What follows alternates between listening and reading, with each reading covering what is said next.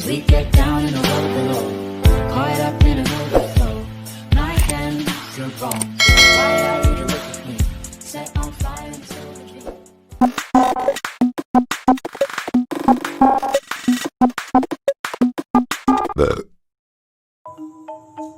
Assalamualaikum warahmatullahi wabarakatuh. Nama saya Haji Rayu, NPM 1811060438, kelas Biologi F semester 5.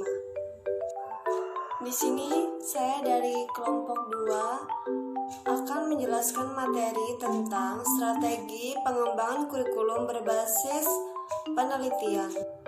Video ini saya buat untuk memenuhi tugas ujian akhir semester mata kuliah pengembangan kurikulum yang diampu oleh Ibu Aryani Dwi Kusumawardani MPD. Selamat menyaksikan. Pengertian kurikulum. Kurikulum adalah perangkat mata pelajaran dan program pendidikan yang diberikan oleh suatu lembaga penyelenggaraan pendidikan yang berisi rancangan pelajaran yang akan diberikan kepada peserta pelajaran dalam suatu periode jenjang pendidikan. Selanjutnya adalah pengertian strategi pengembangan kurikulum berbasis penelitian. Strategi pembelajaran merupakan rencana tindakan atau rangkaian tindakan termasuk penggunaan metode dan pemanfaatan sebagai sumber daya atau kekuatan dalam pembelajaran. Sedangkan strategi pengembangan kurikulum berbasis penelitian itu sendiri adalah strategi sebagai bagian dari usaha pemecahan masalah yang didasarkan atas seperangkat atau sistem rencana dan pengaturan mengenai isi dan bahan pelajaran serta cara yang digunakan sebagai pedoman untuk menggunakan aktivitas belajar mengajar sehingga tujuan-tujuan pendidikan tercapai. Alasan perlunya perencanaan strategi mengajar adalah yang pertama, agar kurikulum yang direncanakan dapat mencapai tujuan. Yang kedua, agar pelajaran yang sama yang diberikan oleh pendidik dilakukan secara konsisten sehingga tidak merugikan. Yang ketiga, membantu penelitian untuk mencapai tujuan tertentu. Selanjutnya, terdapat strategi pengembangan kurikulum. Pengembangan kurikulum meliputi 4 langkah, yaitu yang pertama, merumuskan tujuan pembelajaran. Terdapat 3 tahap dalam merumuskan tujuan pembelajaran. Tahap pertama yang harus diperhatikan adalah memahami 3 sumber, yaitu siswa, masyarakat, dan konten. Tahap kedua adalah merumuskan tentatif general objektif atau standar kompetensi dengan memperhatikan landasan sosial. Kemudian diskrin melalui 2 landasan lain dalam pengembangan kurikulum, yaitu landasan filosofi pendidikan dan psikologi belajar.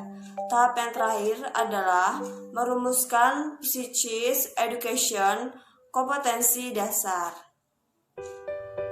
Yang kedua, merumuskan dan menyeleksi pengalaman belajar. Dalam pengembangan kurikulum ini, harus memahami definisi pengalaman belajar dan landasan psikologi belajar. Selanjutnya yang ketiga, mengorganisasi pengalaman belajar. Diperlukan untuk memudahkan anak didik untuk belajar. Dalam pengorganisasian kurikulum ini tidak lepas dari beberapa hal penting yang mendukung, yakni yang pertama tentang teori, yang kedua konsep, yang ketiga pandangan tentang pendidikan, yang keempat perkembangan anak didik, dan yang terakhir kebutuhan masyarakat. Selanjutnya yang keempat, mengevaluasi. Evaluasi adalah proses yang berkelanjutan di mana data yang terkumpul dan dipertimbangkan untuk tujuan memperbaiki sistem. Selanjutnya terdapat langkah-langkah dalam pengembangan kurikulum berbasis penelitian. Yang pertama, selidiki berbagai kebutuhan penelitian. Yang kedua, mengidentifikasi masalah serta merumuskannya. Yang ketiga, mengajukan saran perbaikan. Yang keempat, menyiapkan desain rencana yang mencakup tujuan, cara, mengevaluasi, menentukan bahan penelitian, metode penyampaian, percobaan, pelaksanaan, dan perbaikan. Yang kelima, memilih anggota penelitian. Yang keenam, mengawasi pekerjaan penelitian. Yang ketujuh, melaksanakan hasil kajian penelitian. Yang kedelapan, menerapkan cara-cara penelitian. Dan yang kesembilan, menetapkan perbaikan.